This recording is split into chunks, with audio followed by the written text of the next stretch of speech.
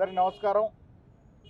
మొన్న 4వ తేదీన కాంగ్రెస్ పార్టీ తరఫున ఎన్నికైనటువంటి శాసనసభ్యులందరూ కూడా హైదరాబాద్లో సమావేశమై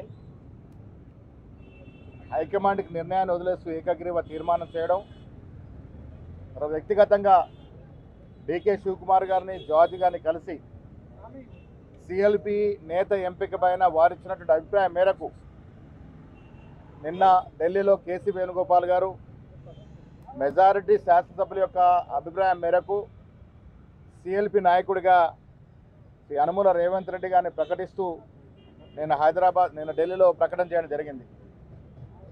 ఆ ప్రకటన ధర్మిలా మేము ప్రభుత్వాన్ని ఏర్పాటు చేస్తామని మొన్ననే గవర్నర్కి చెప్పడం, ఇవాళ మేము 64 మంది శాసనసభ్యులు సంతకాలతో కూడిత జాబితాను, అదేవిధంగా రేపు మధ్యాహ్నం 1:04 ముఖ్యమంత్రిగా రేవంత్ రెడ్డి గారు ప్రమాణ స్వీకారం చేస్తారు అనేటువంటి అధికారిక లేఖను ఆ 64 మంది శాసనసభ్యులు పెట్టిన సంతకాలు పెట్టిన జాబితాను జత చేసి ఇవాళ రాజ్భవన్లో ఇవ్వడం జరిగింది.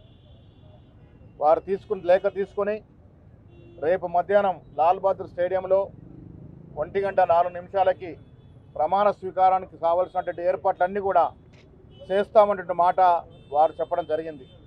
సో ఇప్పుడు అధికారికంగా రేపు మధ్యాహ్నం 1:04 హైదరాబాద్లోని లాల్ బహదూర్ స్టేడియంలో